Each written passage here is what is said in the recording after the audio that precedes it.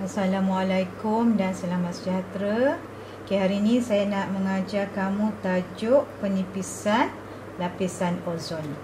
Jadi sebelum saya nak terangkan lebih detail tentang masalah penipisan lapisan ozon, kamu kena faham apa itu lapisan ozon terlebih dahulu ya.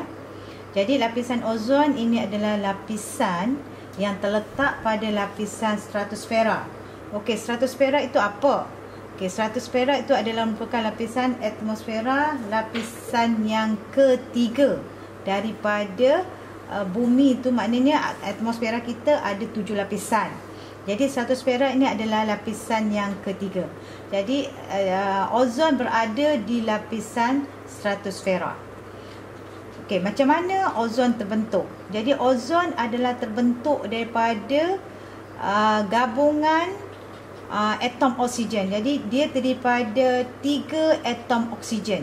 Jadi ozon, kalau lihat kat sini, dia ada terdiri pada O3. Jadi maknanya dia mengandungi 3 atom oksigen. Apa dia fungsi lapisan ozon?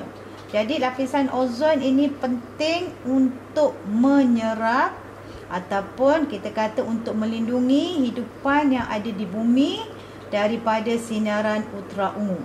Sinaran ultra-ungu ini datangnya daripada matahari. Jadi matahari ini dia akan memancarkan sinaran ultra-ungu dengan sinaran inframerah. Yang berbahaya kepada kehidupan di bumi adalah sinaran ultra-ungu sebab keamatan cahayanya amat tinggi ya.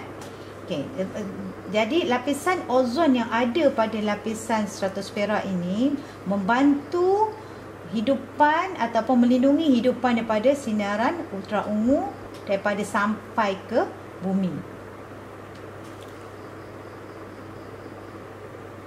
Kita akan lihat apa dia bahan-bahan maksudnya kalau kita perhatikan di sini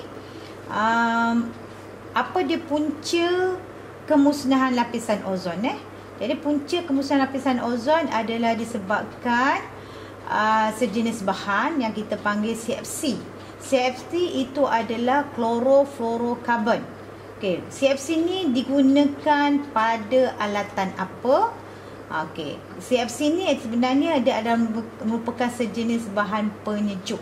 Jadi bila kita kata bahan penyejuk, bermaksud CFC boleh kita jumpa ataupun dia digunakan dalam peti sejuk, dalam penyembur aerosol. Jadi kalau lihat pada rajaan, contohnya reset ada gunakan CFC apa-apa bahan yang melibatkan penyembur macam alat pemadam api pun ada menggunakan CFC.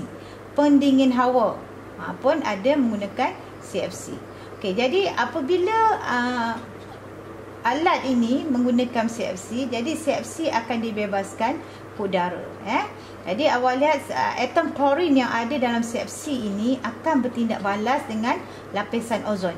Jadi apabila CFC bertindak balas dengan lapisan ozon, bermaksud ozon akan diuraikan. Maknanya daripada O3 nanti dia akan terurai kepada O2 campur O. Jadi bila dia telah diuraikan, bermaksud ozon tadi telah dimusnahkan ataupun kita kata ozon tadi telah menjadi semakin nipis disebabkan penguraian molekul ozon oleh CFC tadi. Seterusnya kita akan lihat apa dia kesan yang akan dialami oleh hidupan yang ada di bumi apabila ozon nipis. Jadi tadi saya dah jelaskan, maknanya dia punya fungsi utama adalah untuk menghalang sinaran ultra-ungu daripada sampai ke bumi. Bila sampai ke bumi, dia akan diterima oleh hidupan yang ada di bumi, iaitu pada manusia, pada tumbuhan, pada haiwan. Jadi kat sini kamu lihat apa dia kesan sinaran ultra-ungu tadi pada manusia. Pada manusia dia boleh menyebabkan masalah katarak mata. Katarak ni adalah keadaan di mana kita punya bahagian mata akan ada selaput putih. Maknanya mata kamu yang hitam tu akan ada selaput putih di bahagian depan. Ini akan menyebabkan penglihatan seorang tu menjadi kabur dan Bila lapisan ini semakin tebal, dia akan boleh menyebabkan seorang tu buta. Ya. Okey, yang berikutnya dia boleh menyebabkan masalah kanser kulit. Ya. Juga boleh menyebabkan keimunan seseorang menjadi semakin kurang, ataupun maknanya kamu punya sistem antibody kamu menjadi tidak kuat. Maknanya kamu mudah sakit, ya. Okey, kita lihat apa dia kesan pada tumbuhan dan haiwan. Okey, tumbuhan dan haiwan akan musnah. Jadi apabila banyak tumbuhan dimusnahkan, tumbuhan dan haiwan dimusnahkan, dia akan boleh menyebabkan kepupusan spesies. Ya. Penghasilan tanaman juga akan berkurangan apabila terdedah pada sinaran ultraviolet, ya. Kematian fitoplankton. Jadi fitoplankton ni adalah sumber makanan kepada kehidupan di laut, iaitu ikan. Jadi maknanya bila ikan kehilangan sumber makanan, maka dia juga akan menjejaskan dari segi populasi ikan tadi, ya, ataupun kehidupan laut tadi, ya. Okey, kita lihat apa kesan yang akan dialami pada alam sekitar. Jadi kalau lihat kat sini, okey, bila tadi saya dah sebut sinar ultraviolet tadi dia punya keamatan cahaya dia sangat tinggi, maknanya dia punya haba dia tinggi, maka dia boleh meningkatkan suhu persekitaran. Jadi bila suhu persekitaran meningkat, bermaksud pemanasan global berlaku. Okey, perubahan arah angin pun akan terjadi, ya. Jadi itu 3 kesan yang kita boleh nampak berlaku pada manusia, pada tumbuhan dan haiwan serta pada alam sekitar. Okey, kita lihat yang berikutnya. Okey, pemeliharaan dan pemeliharaan alam sekitar dan pengawalan pencemaran. Jadi kalau perhatikan di situ ada 6 kaedah bagaimana kita boleh pelihara dan pulihkan alam sekitar serta boleh mengawal pencemaran. Okey, di antaranya kita boleh melalui penguatkuasaan undang-undang. Jadi kat sini kalau lihat ada Akta Kualiti Alam Sekeliling 1974.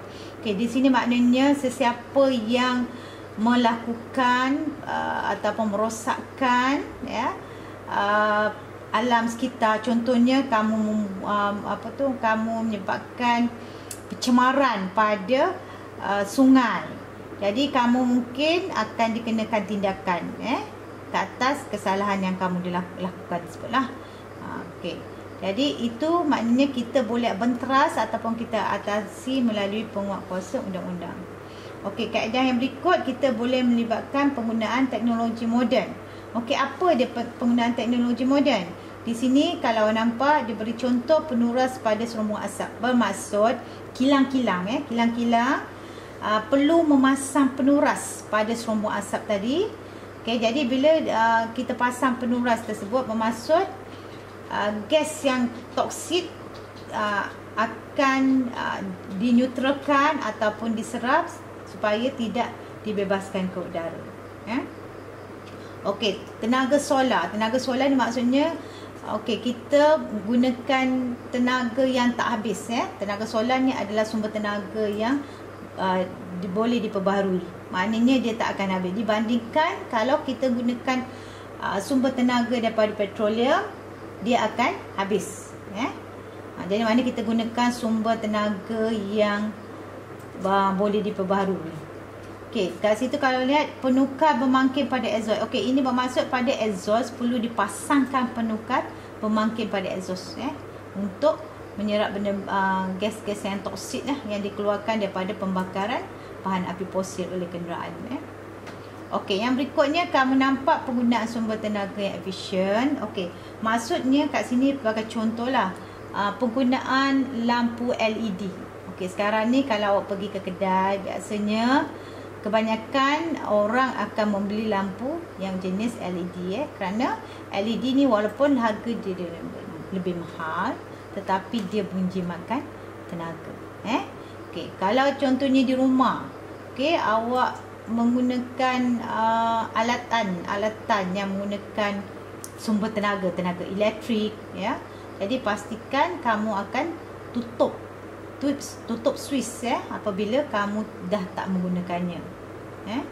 Itu di antara contohlah bagaimana kita kata penggunaan sumber tenaga yang efisien, ya. Maksudnya kamu guna dengan cara yang menjimatkan, tak membazir, dan pilih alatan yang boleh menjimatkan tenaga. Okey, yang berikutnya kawalan biologi. Jadi di sini kalau kamu faham apa itu kawalan biologi, dia merujuk pada kita gunakan haiwan untuk memusnahkan perosak tadilah. Jadi bila kita gunakan haiwan, bermaksud kita tak menggunakan racun serangga. Sebab saya bagi contohlah, kalau perhatikan di sini dikata gunakan musuh semula jadi untuk kawal perosak, iaitu contohnya burung hantu, kan. Okey, jadi burung hantu, okey, dia boleh mengawal ataupun dia akan makan tikus contohnya, kan. Okey, jadi maknanya burung hantu itu adalah kita kata maknanya haiwan yang boleh membantu mengawal haiwan perosak. Contoh lain yang paling mudah adalah contohnya kalau kamu kata di kawasan sawah padi, kalau lihat perosak utamanya adalah tikus. Jadi kamu boleh gunakan kucing sebagai haiwan yang akan mengawal perosak tadi. So maknanya bila kita gunakan haiwan sebagai pengawal perosak tadi, maka kaedah tu kita panggil sebagai kawalan biologi. Jadi tujuan kawalan biologi ni nak mengelakkan penggunaan racun serangga, sebab racun serangga ni akan boleh menyebabkan masalah pencemaran, pencemaran udara, pencemaran tanah dan sebagainya. Okey, yang berikutnya melibatkan pendidikan konsep 4R. Sebenarnya sekarang bukan 4R lagi, sekarang ni kalau awak jumpa dah melibatkan 5R. Okey, pengawalan pencemaran alam sekitar ni kalau lihat di antaranya kat sini contohnya, kalau kamu nak lihat apa kaedah pengawalan pencemaran alam sekitar ni sebagai contoh. Okey, kalau awak lihat contoh kalau macam kita tengok macam pembalakan, kalau tidak dikawal dia akan menyebabkan banyak masalah. Jadi untuk mengawal pembalakan, kita contohnya kita kata mewartakan hutan simpanan. Jadi maknanya dengan mewujudkan satu kawasan tu sebagai hutan simpanan, dia boleh mengelakkan pembalakan di kawasan tersebut. Jadi maknanya bila kita kata kawasan itu adalah merupakan kawasan hutan simpanan, maka tiada sebarang aktiviti pembalakan maknanya tidak boleh melakukan sebarang aktiviti pembalakan di kawasan tersebut. Jadi itu satu caralah bagaimana kita nak mengawal pencemaran alam sekitar tadi. Okey, itu saja yang boleh kita lihatlah bagaimana kaedah kita nak pelihara dan pulihkan alam sekitar yang ada di sekeliling kita lah. Okey, itu saja yang saya nak terangkan berkaitan tentang masalah penipisan lapisan ozon dan apakah kaedah yang boleh kita gunakan untuk pelihara dan pulihkan alam sekitar kita. Okey, sekian, terima kasih.